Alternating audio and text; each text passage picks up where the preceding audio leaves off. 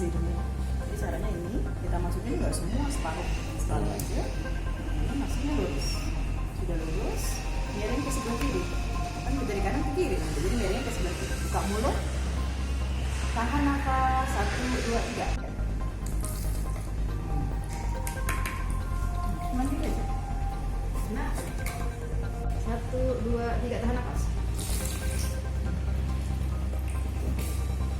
Bisa dilihat di sini, lihat asap hitam-hitam itu, lihat nggak hitam-hitam, nggak terang dikit. Iya itu. Ya? Lihat nggak asap-asap hitam? Iya. Ini sering luput dari perhatian. Jadi memang hidung ini peranannya sebenarnya sangat penting. Jadi dia sebagai suatu serambi atau jendela awal di depan pada saat kita bernapas. Nah, terutama di Palembang saat ini memang sedang marak terjadi musim asap. Jadi memang pada hidung sendiri itu terdapat suatu mekanisme. Jadi mekanisme di mana di situ ada suatu proses namanya transportasi mukosiliar. Jadi ada suatu ekosistem di situ di mana ada mukosa.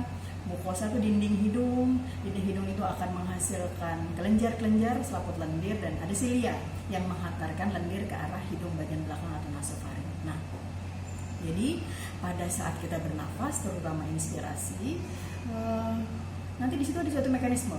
Jadi pada saat ada asap atau partikel-partikel debu, partikel bebas, asap atau partikel bebas itu akan terhirup masuk ke dalam hidung, nanti akan ditangkap oleh pertahanan pertama. Di situ ada rambut-rambut hidung. Jadi biasanya ada partikel-partikel debu, asap, bakteri yang akan nempel di rambut-rambut hidung tadi, yang ukurannya biasanya lebih dari 0,05 mikron. Sedangkan yang ukuran yang lebih kecil, kurang dari 0,05 mikron, dia akan terhisap masuk ke dalam hidung.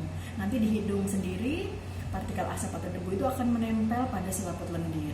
Nah, disinilah peran dari silia-silia tadi, selaput lendir, untuk menghantarkan lendir itu ke arah belakang.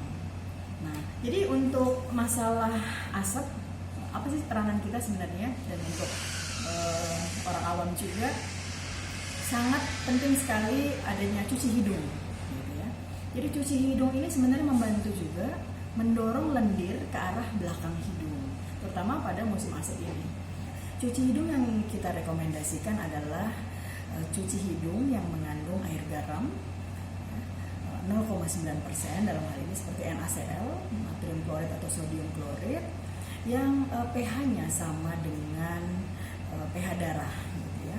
Artinya dia isotonis, bisa diterima.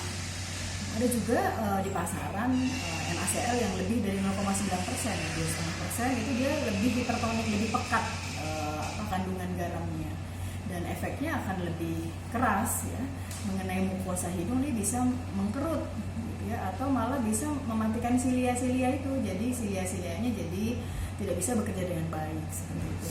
Dan kita lebih menyarankan untuk mencuci hidung itu sebanyak 2-3 kali sehari. Selain untuk menghantarkan lendir ke arah belakang, cuci hidung ini juga bisa digunakan sehari-hari, baik pada orang yang normal ya, atau pada pasien-pasien dengan gangguan pilek seperti rinitis akut, rhinosinusitis ya. Pasien-pasien dengan alergi juga sangat terbantu dengan cuci hidung ini. Kita menggunakan step bisa 20 cc sampai 50 cc dengan cairan NaCl 0,9% yang isotonis.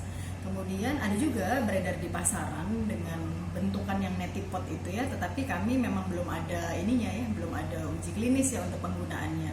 Dan menggunakan teknik tertentu karena pada saat mencuci hidung itu harus dalam keadaan membuka mulut dan menahan nafas agar tidak terjadi efek cairan masuk ke paru-paru atau aspirasi. Jadi menurut saya cuci hidung ini sangat penting, bukan hanya pada pasien-pasien yang bukan hanya pada orang yang normal gitu ya, tetapi terutama juga untuk pasien-pasien yang menderita gangguan di hidung. Dan saat ini kebetulan di Palembang sedang musim asap, banyak asap. Ini sangat penting sebagai pencegahan gitu ya, dan mengurangi gejala bila timbul suatu penyakit hidung.